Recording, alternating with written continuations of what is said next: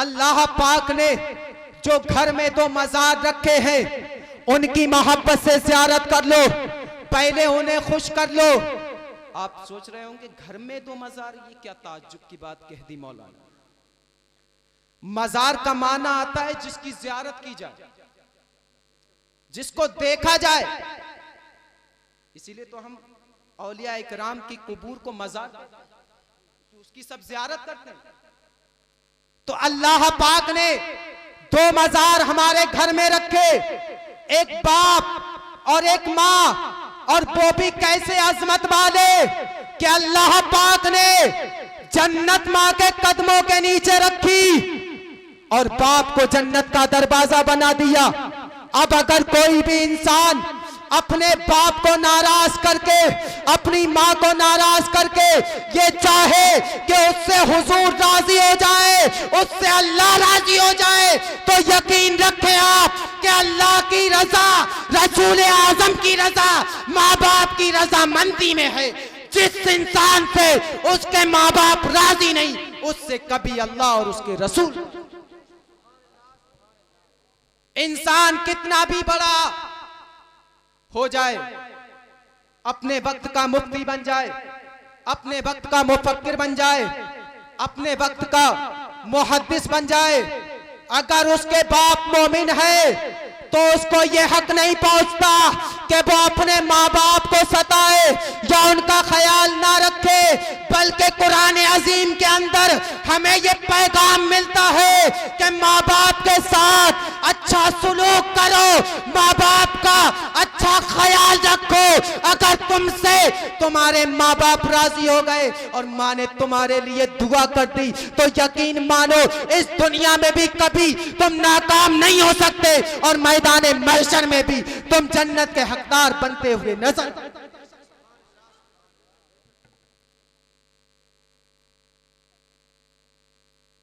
एक मुख्तसर सा वाकया सुना दूं और आप ये समझें कि ये माँ बाप की मोहब्बत जो मैंने मौजू छेड़ा है, मोहब्बत रसूल, उसी से इसका ताल्लुक है।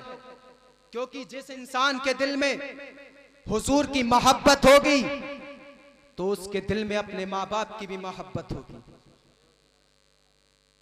जो इंसान नबी का सच्चा गुलाम होगा वो कभी अपने माँ बाप को परेशान नहीं करेगा। लेकिन आज हमारा हाल देखो कितना अजीब है।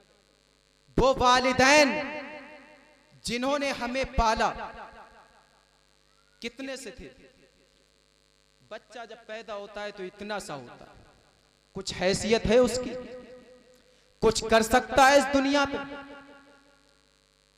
वो माँ जो अपना जिगर का खून पिलाती है दूध की शक्ल, वो बाप जो सुबह से लेकर शाम तक काम करता है हमारे लिए, मेहनत मजदूरी करके रोजी हासिल करता है और हमारा ख्याल रखता है। और जब हम बड़े होते हैं, जवानी की मंजिल पर हम कदम रखते हैं, और जवानी की मंजिल पर जब हमने कदम रखा तब हमें फिक्र नहीं माँ बाप की। फिर यहीं तक बस नहीं, बल्कि वो माँ बाप जिन्होंने जवान होने के बाद हमारी शादी कर दी, दुल्हन को घर में लाए हमारे लिए, और हम उन्हीं के कहने पर अपने माँ बाप को घर से बाहर निकालने लगे। ये बातें हैं समझने की और सोचने की कि जिस बाप ने अपने बेटे के लिए अच्छा रिश्ता तलाश किया और दुल्हन को घर लेके आया और बेटा उसी दुल्हन के कहने पर अपने माँ बाप को घर से बाहर निकाला और फिर कहे कि मौलाना साहब दुआ कर दो, मेरे घर में बरकत नहीं होती, मैं परेशान रहता हूं, मेरे लिए कुछ दुआ कर दो, अल्लाह ताला मेरी परेशानी को दूर फरमा दे। अरे जालिम, वो दुआ जिसके बारे में आका ने फरमाया कि वालिदैन की दुआ औलाद के हक में ऐसी है जैसे मुझ मोहम्मद की दुआ मेरे उम्मती के हक में, तो उस दुआ को तू अपने से दूर करके अब किसी दूसरी दुआ को तलाश मत कर, बल्कि जा उसी दुआ को जिसे तूने अपने से दूर किया है अपने से करीब कर ले, तुझे कामयाबी मिल जाए। और माँ बाप की दुआ क्या होती है? हजरत बायजीद बुस्तामी रदी अल्लाह ताला, अल्लाह के बुजुर्ग, आपकी वालिदा ने, सर्दी की रात है और बहुत कड़ाके की सर्दी, आपकी वालिदा ने कहा बेटा पानी लाओ। बेटे ने इस आवाज को सुना क्योंकि वो तो नबी के दीवाने थे, नबी के सच्चे गुलाम थे, नबी के वफादार थे, उनके दिल में आका की मोहब्बत थी तो आका की तालीम भी थी। मैं आपको मोहब्बत रसूल के ताल्लुक से बताना ये चाहता हूं कि मोहब्बत रसूल वही है कि आका की तालीमात पर अमल हो, आका की सीरत पर अमल हो, सुन्नतों पर अमल हो। आपने फौरन बर्तन लिया, उस वक्त इस तरीके से घरों में पानी नहीं होता था, बर्तन लेकर के आप चले, कुएं पर पहुंचे, पानी लेकर के जब वापस आए देखा वालिदा सो चुकी हैं, उनकी माँ सो चुकी है, पानी लेकर के सरहाने खड़े हो गए।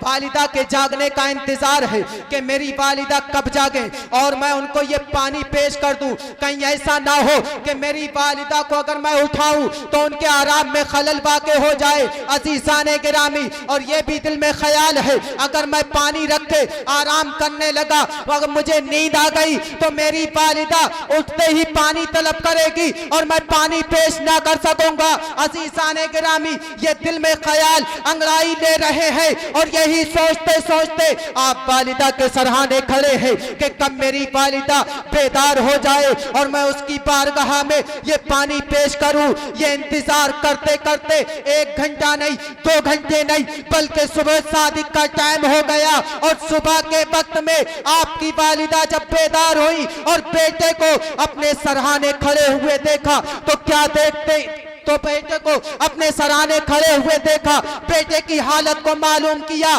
तो बेटे ने अर्ज की, ऐ मेरी माँ सुनो, मैं रात जब आपने मुझसे पानी मांगा था तब से यही पानी लेकर के इस इंतजार में खड़ा हूँ कि कब मेरी माँ बेदार हो जाए और वो मुझसे पानी को तलब करे। ऐ मेरी वालिदा, मैं इसी इंतजार में पूरी रात गुजार दिया हूँ। इधर आपकी वालिदा ने जब अपने बेटे से इन अल्फाज को सुना तो उसके आपकी वालिदा ने आपके लिए दुआ के लिए हाथ उठा दिए और आपके लिए जब आपकी वालिदा ने दुआ की तो अल्लाह पाक ने आपको वो मकाम अता फरमा दिया कि आप बहुत बड़े एक वली कामिल,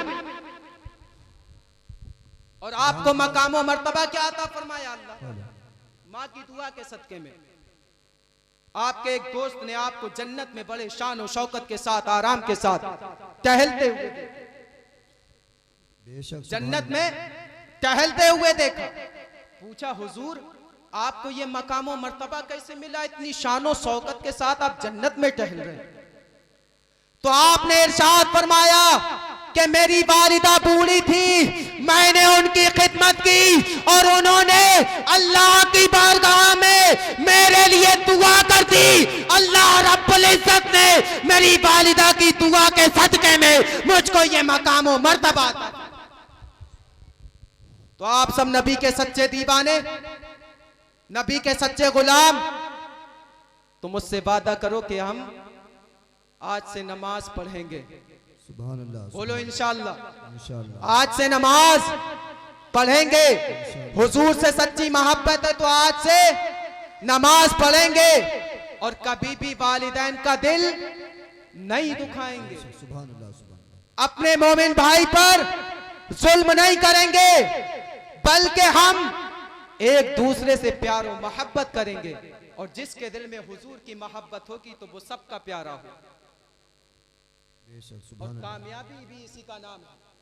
और आज जो हमें ये फिक्र लगी है कि जो जालिम आज हमारे पीछे पड़े हुए हैं, तो हमारी शान तो ये है कि हमें कलमा पढ़ाने वाला कोई आम नहीं, बल्कि हमें कलमा उस जात ने पढ़ाया